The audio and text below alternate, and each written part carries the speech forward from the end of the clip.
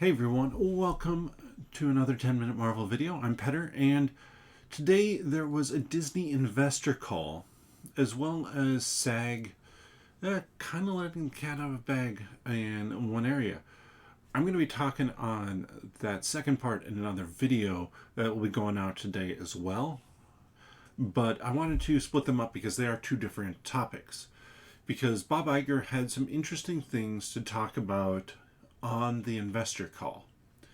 And we're going to start with one piece that I would consider fairly noticeable. So, new rock stars and other kind of new entertainment news aggregators, content creators had this where if you look up here, you can see what's coming out in 2025 or what's been announced.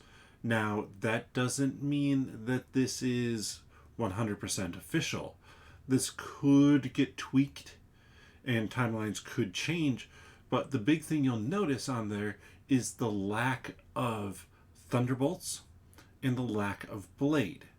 Now, I'm not remotely shocked about the lack of Blade. Like, Blade, I think at the earliest would start filming in the fall, which, even for a fall release, there would be a very tight timeline. Thunderbolts, though, I believe is supposed to be filming soon, and in fact filming before the Fantastic Four does, and that one wasn't mentioned. Now, that might be for a few different reasons, but it seems like, at least potentially, those aren't going to be on the list. And the reasoning being is this one from discussing film, where they're talking about how Bob Iger is talking about slowing the Marvel roll. Now, you might be like, well, weren't they all in on pumping out as much content as possible? That was Bob Chapek. Bob Chapek had Kevin Feige, had Kathleen Kennedy, so Marvel and Star Wars, respectively, come out during the pandemic to be like, hey, we're going to do this and this and this and this and this and this and this. And you notice that a lot of those aren't being talked about anymore.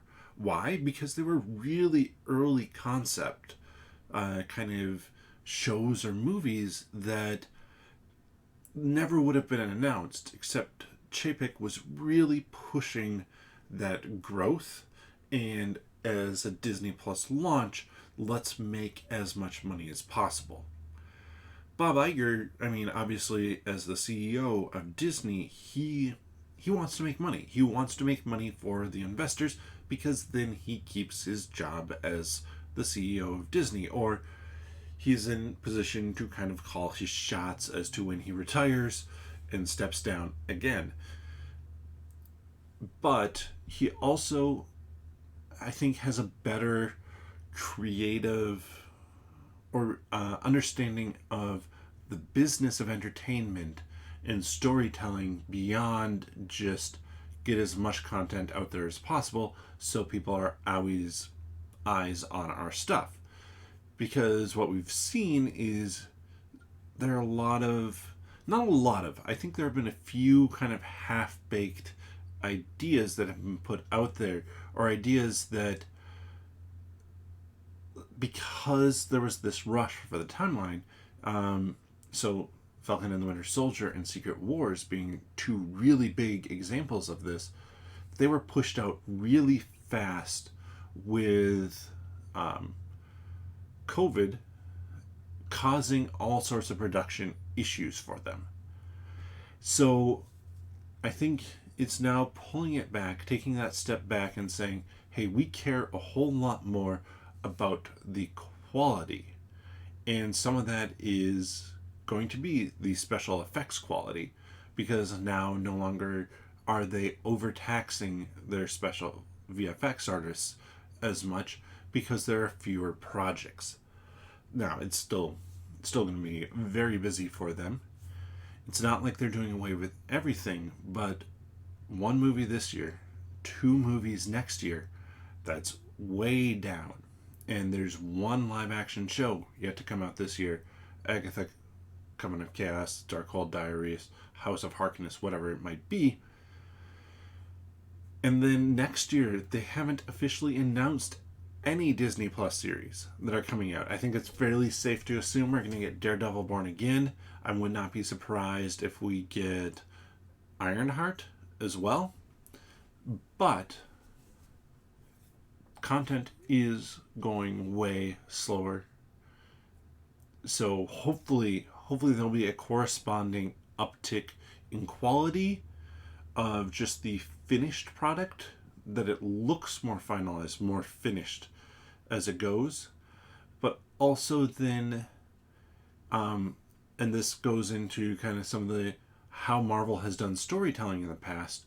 Kevin Feige, because there weren't that many projects, could really come in after some of the filming has been done, be like, okay, I like this, I like where this direction's going, let's put these in this order, and then let's add these sort of scenes to it, being a little bit more loosey goosey with some of the production process.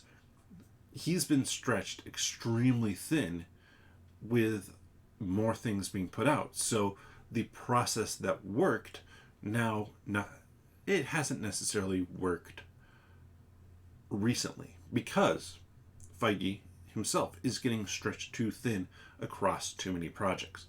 So, no excuses for putting out bad things, but I think it'll be interesting to see if there is a bump in quality, if there is a bump in cohesive storytelling, but also just storytelling that each film really stands as its own separate thing. But let me know your thoughts on this. Are you concerned by the fact that Marvel is pulling back maybe on some projects? I suspect that most people are probably going to be happy, especially if it means higher quality, better projects are coming out. About that, thanks so much for watching. We'll see you next time.